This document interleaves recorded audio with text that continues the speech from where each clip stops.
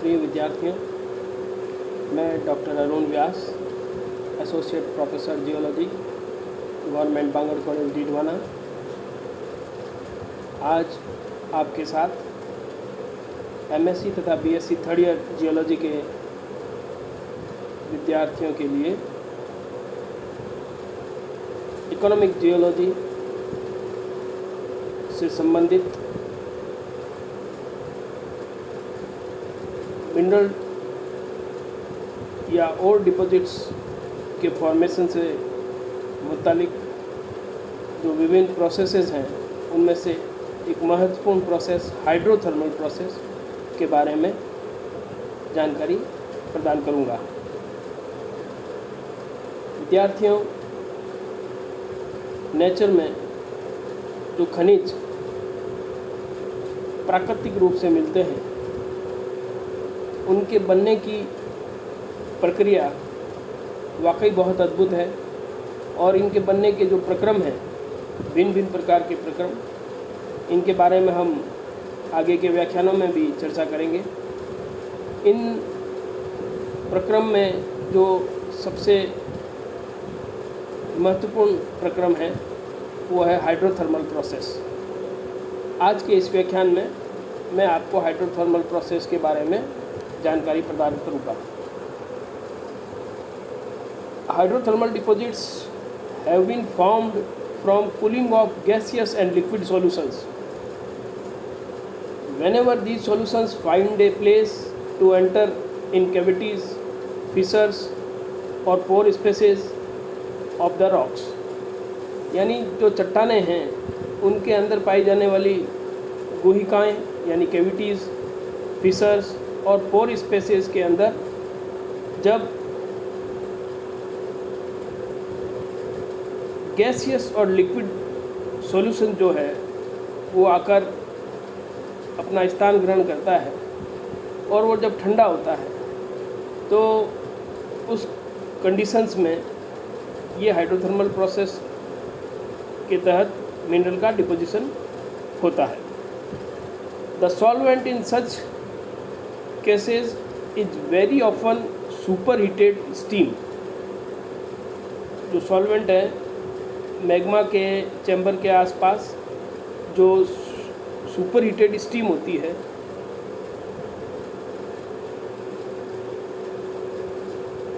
उसमें खनिजों के सम्मिश्रण पाए जाते हैं और उनका जब क्रिस्टलाइजेशन होता है फाइनल स्टेज में तो मिनरल डिपॉजिट बनते हैं।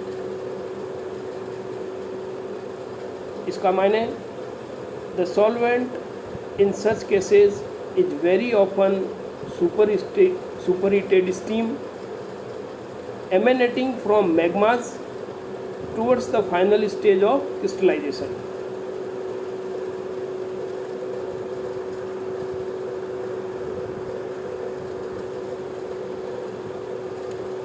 The three essential conditions for the formation of hydrothermal deposits are highly active and enriched fluids, suitable pathway like cracks, fissures, etc. for their migration through the rocks, and suitable physiochemical environment for their deposition to take place.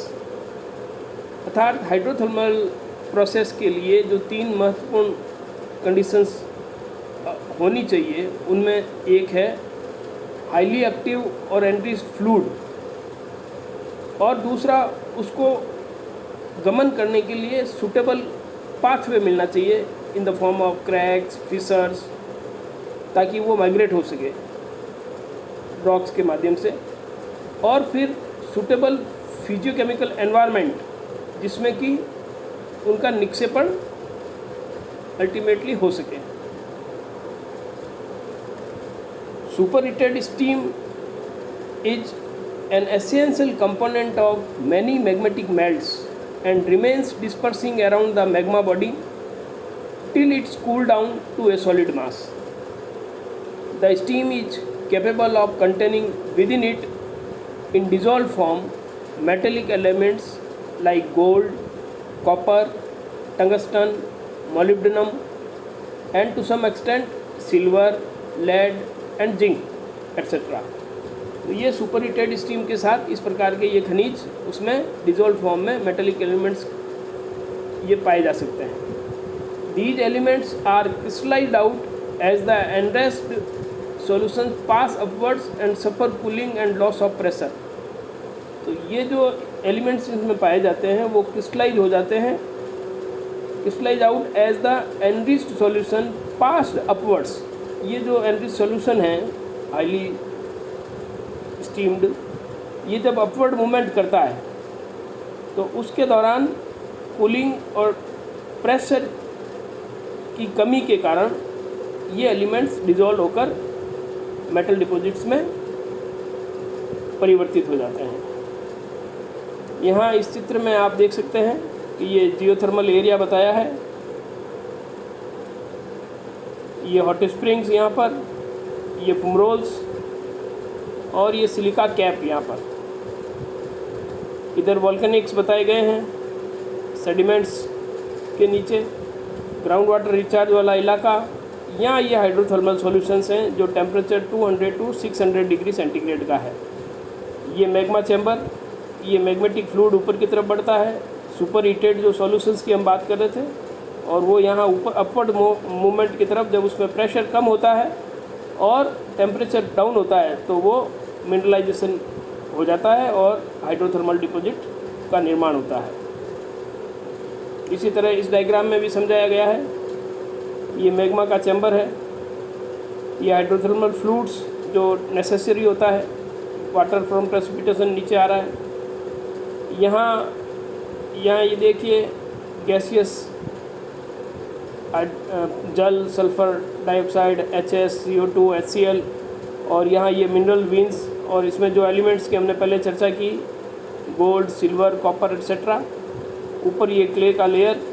तो ये magma से super heated जो fluid होता है solution form में, वो upward movement के जब ऊपर चढ़ जाता है तो टेम्परेचर कम होने से कूलिंग होती है। कूलिंग डाउन के साथ साथ प्रेशर कम होने पर उनमें मिनरलाइजेशन यहाँ बताया है, वीन्स में किस प्रकार से मिनरलाइजेशन हो जाता है। यहाँ इस स्लाइड में the magma body heats and circulates the hydrothermal solutions carrying the metallic compounds. The metals become concentrated by circulating hot fluids. When the fluids become cooler near surface or away from the magma body, the metallic minerals are deposited from rich mineral veins. जो मैं आपको बार बार बता रहा हूँ कि जो magma के आसपास, मैग्मेटिक चैम्बर के आसपास जो इससे मैग्मेटिक एमिनेशंस के कारण जो सुपर हीटेड जो फ्लूइड बनता है वो अपवर्ड मूवमेंट करता है, और जब अपवर्ड पाथवे में जब क्रैक्स, फिशर्स, कैविटीज जिसको मिलते हैं तो वो उस रास्ते के माध्यम से उन जगह पर जाकर ठंडा हो जाता है, और प्रेशर कम होने के कारण जो इसमें एलिमेंट्स हैं उनका क्रिस्टलाइजेशन हो जाता है और मिनरल डिपॉजिट्स में तब्दील हो जाता है। यहाँ इस स्लाइड में और दिखाया गया है किस तरह से इग्नियस प्लूटॉन्स के इर्द गिर्द हाइड्रोथर्मल डिसेमिनेटेड डिपॉजिट्स और हाइड्रोथर्मल वीन डिपॉजिट्स बनते हैं। यहाँ इस एरिया में डिसेमिनेटेड डिपॉजिट्स जो बिखराव लिए हुए होते हैं, और यहाँ ये वीन डिपॉजिट इस क्षेत्र में मैग्मेटिक चैम्बर के साथ एसोसिएट हुए स्कीमेटिक डायग्राम के माध्यम से समझाया गया है।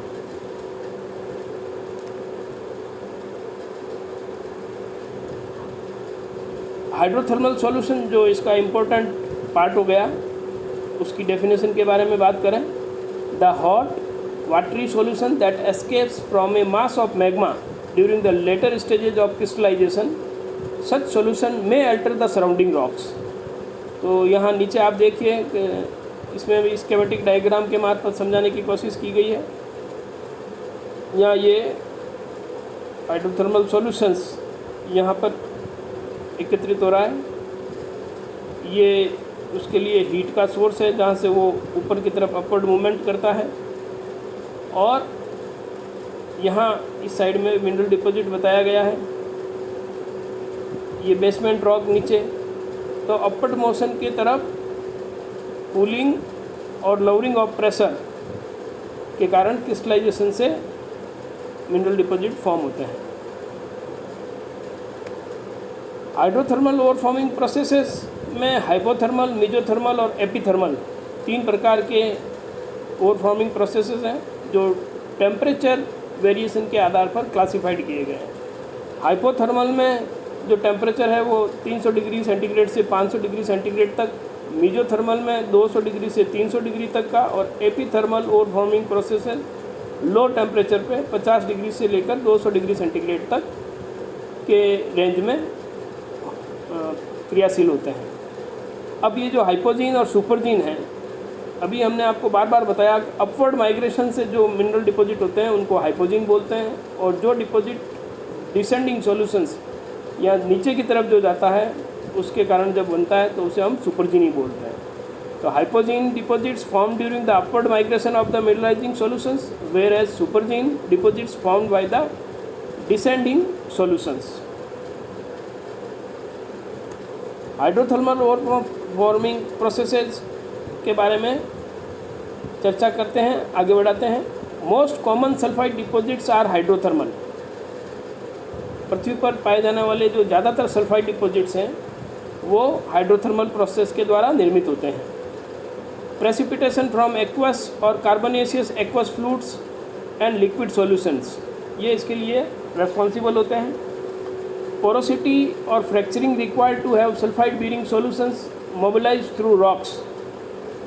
चट्टानों के थ्रू ये सॉल्यूशन मोबिलाइज कैसे होता है, तो सल्फाइड बीरिंग, तो उसके लिए पोरोसिटी और फ्रैक्चरिंग उस क्षेत्र में होना आवश्यक है।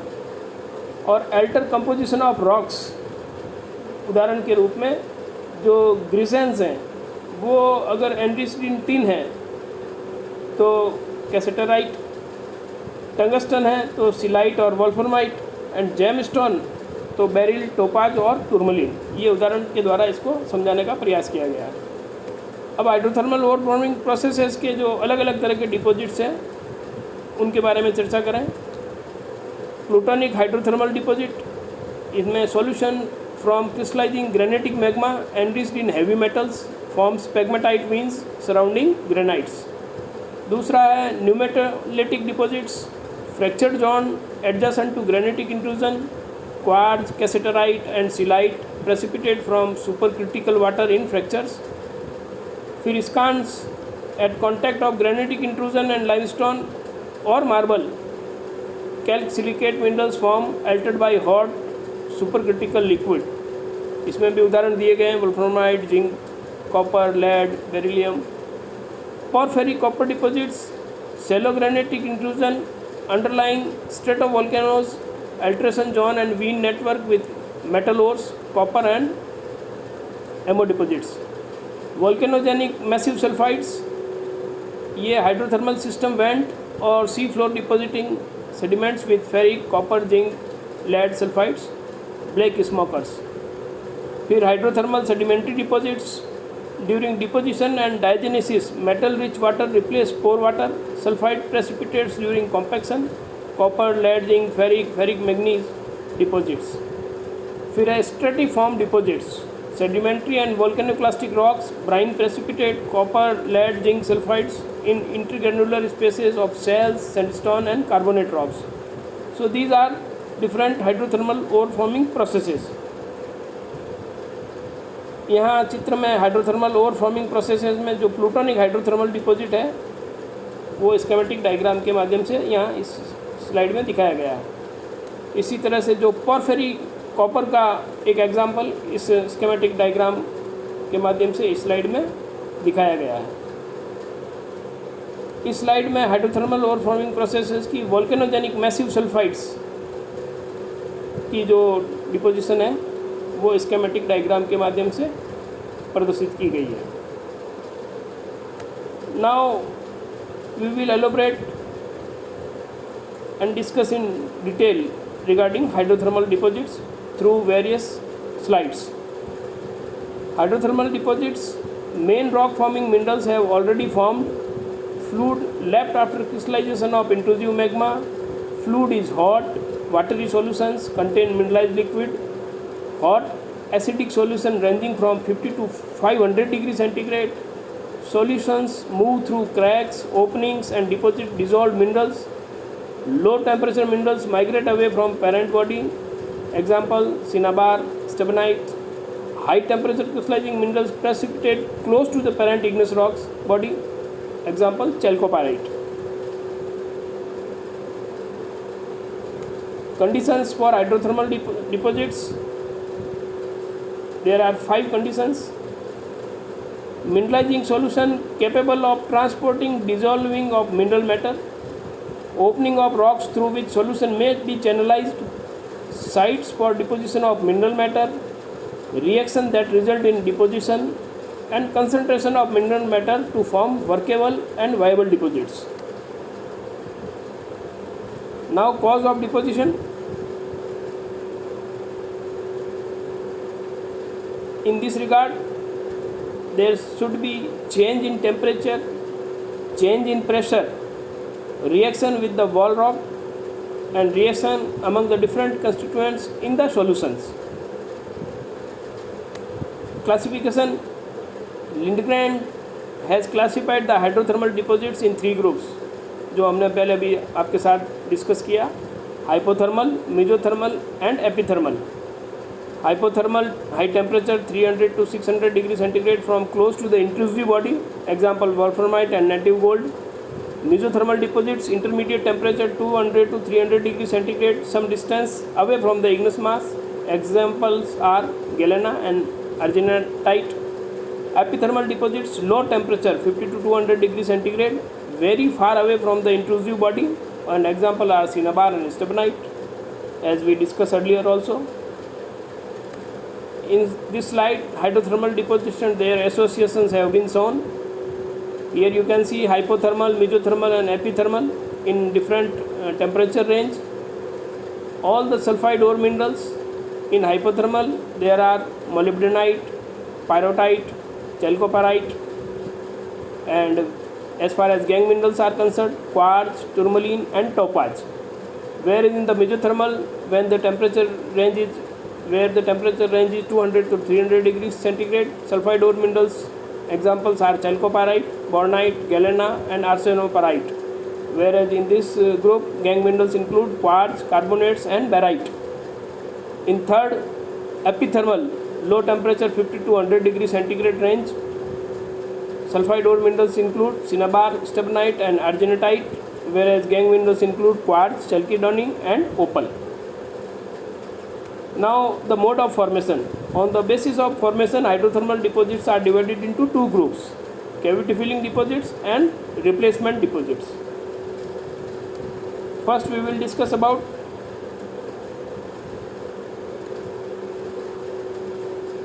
cavity filling deposits. Formed when hydrothermal solution deposit their dissolved minerals in the rock openings, that is called cavities. Change in pressure, temperature and chemical character of the solutions, precipitation of minerals due to above factors, no replacement involved. Epithermal deposits are of this type. Process of cavity filling involve 2 processes: the formation of opening to start with and the deposition of minerals. These 2 processes may occur simultaneously or in different times. Now we will discuss about fissure veins. A mineral deposit in a cleft or crack in the rock material of the earth crust. Fissure filled with ore, tabular ore body occupies 1 or more fissures. 2 of its dimensions are greater than the third one. Yield variety of minerals and metals. Earliest type of bedrock deposits. And example, fissure filling deposit of magnesite in Salal area of Jammu. Here a picture of the fissure vein is also shown in this slide. Now, formation of fissure veins formed by the stresses operating within the earth crust may or may not be accompanied by faulting, may be formed or enlarged at the time of mineralization due to intrusive force of mineralizing solutions. Mineralizing solution act as a wedge from below and spread the rock apart along some crack. Force of growing crystals may wedge the walls of crack to make wide fissures, and growing crystal exert pressure within the limit of their strength on confining substances. Now here we can see the varieties of fissure veins. 4 varieties shown in this slide. chambered vein, dilation lenticular vein, seated vein or linked vein. Chambered vein, walls irregular and brachiated, formed under the light load near surface, whereas in dilation and lenticular vein, fat lenses in cyst caused due to the dilation bulging of cystose rock occur together, and in seated veins, closely spaced distinct parallel fractures filled with mineral matter, and in linked veins, individual fractures linked by diagonal windlets. So these are the varieties of fissure veins. Now we are discussing about shear zone deposits. These are thin sheet-like connected openings of shear zones, closely spaced parallel fractures. Deposition take place within seams and crevices, favorable for replacement due to large specific surface, and the example is Singhbhum shear zone deposits in Jharkhand and Bihar area. Now we will discuss about stockworks. Rock mass traversed by network of small overbearing windlets. Length varies. Inter-windlets are filled with minerals, yield low-grade ore such as ore of gold, silver, mercury, etc., formed by crackling upon cooling of upper marginal parts of intrusive igneous rocks, may be found by tensional or torsional forces. Example, stockworks of asbestos in the Archean terrain of Barabana area in Singhbhum, and the tin stockworks of Altenburg is shown in schematic diagram in this slide. Now we will discuss about saddle reefs. When alternate competent and incompetent rocks are closely folded, folding develops opening in crest part of the arc. Have irregular crest and cross sections are small. One emplacement is chiefly by cavity filling. Structure resembles saddle. Superimposed saddles are connected by faults, and examples are quartz reef of Hutti gold field of Karnataka and quartz reef of Wayanad gold deposits of Tamil Nadu. Next is ladder vein. More or less regularly spaced short transverse dikes extend roughly parallel to each other. Length is considerable but width is restricted. Fractures constituting ladder veins are considered to be contraction joints. Example, magnesite deposits of Mysore, Karnataka. In the slide we can see the ladder vein dikes. In dikes you can here see that mineral deposits are there. Now next is breccia filling deposits. Haphazard arrangement of angular rock fragments in breccia, numerous openings permits entry of solution and deposition. Area of three types: volcanic breccia, collapse breccia and tectonic breccia. Volcanic breccia, by volcanic activity, pipes are vertical, crustification of gangue minerals seen, works partly filled by dentic crystals. In collapse breccia, due to collapse of ore blocks, is a result of solution leaching, whereas in tectonic breccia, they are result of tectonic forces. Example, mineralization in fault breccia in Singhbhum shear zone, Bihar, where copper, lead, uranium mineralization has taken place. Next is solution cavity fillings. Solution cavity fillings are cave deposits or gas veins associated with carbonate rocks, occur most commonly at shallow depth, and are modification of pre-existing openings such as joints and fissures. Example includes barite deposits in Karol limestone of Sirmur deposits of Himachal Pradesh. Now we will discuss about gas veins. Veins occurring along joints and bedding planes in limestone, employed to designate small wedge-shaped fissure in straight brittle rocks, designate vertical solution joints. Solution is essential or they are not gas veins, characterized by crustification, large works. Though being rich, the deposits are mostly small. Now we will discuss about replacement deposits. Process of emplacement of epigenetic mineral deposit. Dominating process in mesothermal and hypothermal deposit. Most important is epithermal deposit. Essentially simultaneous process of capillary solution and deposition. New minerals substituted for one or more earlier formed minerals occurs through action of hot vapors, take place at a molecular level. Now the types of replacement deposits, there are three categories: massive type, replacement load type, and disseminated replacement type. In massive type, irregular form, host rock almost completely replaced, it terminates abruptly against country rock.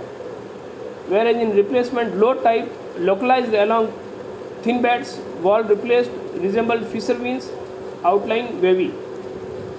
And in disseminated replacement type, low grade, ore mineral scattered in host rock and new mineral amount is low. Now, recognition.